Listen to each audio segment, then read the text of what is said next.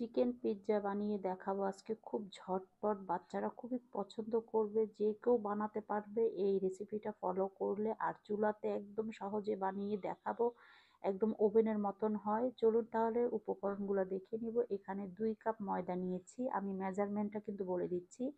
1.5 table চামচ দিয়ে দিচ্ছি ইস্ট, যে কোনো ভালো ব্র্যান্ডের ইস্ট নেবেন। লবণ দিয়ে দিলাম হাফ চা চামচ। 2 টেবিল চামচ দিয়ে দিলাম গুঁড়া দুধ মানে পাউডার দুধ। 2 টেবিল চামচ দিয়ে দিলাম চিনি।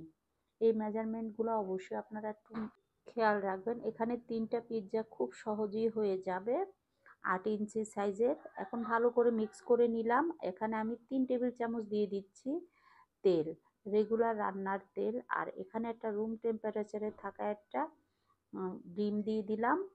ভালো করে মিক্স করে নিব।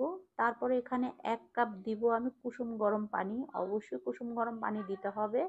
এটা ভালো করে কিন্তু মথে নিতে হবে, যেন কোনো রকম এটার মধ্যে দানা দানা না থাকে। ভালো করে মথে নিলে দেখবেন একদম পিৎজার যে রুটিটা এটা একদম সফট হবে। এখন ভালো করে এটাকে আমি ঢেকে রাখবো প্রায় 1 ঘন্টার মতন। এদিকে আমি যে চিকেনটা রেডি করে নিচ্ছি। এখানে আদা, রসুন, পেঁয়াজ বাটা, লবণ, হলুদ, লাল মরিচ, গরম মশলা, সয়া সস, তেল দিয়ে একসঙ্গে বসিয়ে দিলাম। দিয়ে ভালো করে কিন্তু আমি এটাকে মানে রান্না করে নিব। তবে কোনো রকম ঢাকনা দিবেন না, এতে করে কিন্তু চিকেন থেকে পানি বের হয়ে যাবে, চিকেনটা আর জুসি থাকবে না। এরকম করে পোড়া পোড়া করে ভেজে নিয়েছি। একই ফ্রাই প্যানে আবার তেল দিয়ে আমি সসেস, চিকেন সসেস এটাকে ফাল্লা করে নিয়েছি মাঝখান থেকে এভাবে। তারপরে উল্টিয়ে পাল্টিয়ে একটু লাল লাল করে ভেজে নিলেই হয়ে যাবে।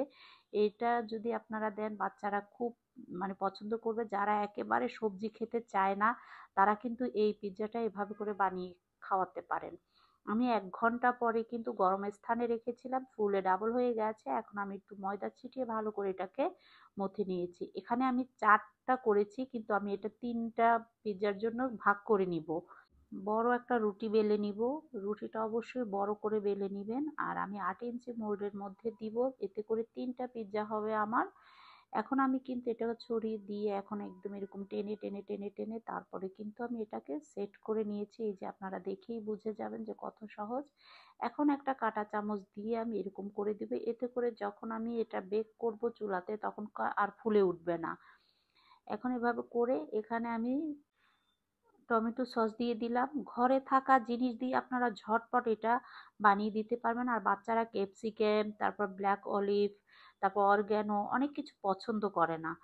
আপনারা যদি এভাবে ঝটপট বাচ্চাদেরকে বানিয়ে দেন, বাচ্চারা দেখবেন খুবই মজা করে খাবে। আর ভেজিটেবল অনেক বাচ্চারা পছন্দ করে না।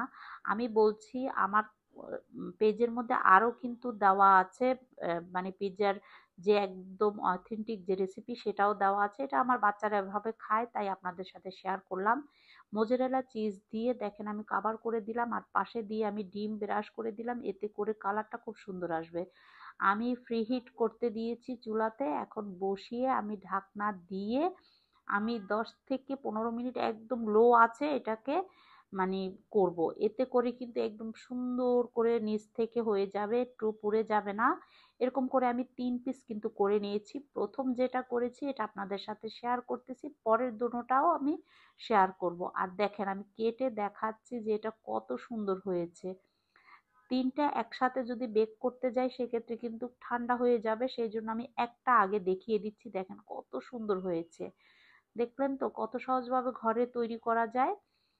এরকম বানিয়ে নিবেন। আর বাচ্চারা কিন্তু ক্যাপসিকাম খেতে চায় না, তাই আপনারা এভাবে ঝটপট শুধু চিকেন আর সসেস দিয়ে করে নিতে পারেন। আর 2টা যে করেছি এই 2টাও আপনাদেরকে দেখাচ্ছি। দেখেন নিচের সাইডটা কত সুন্দর হয়েছে দোনোটা, মাশাআল্লাহ।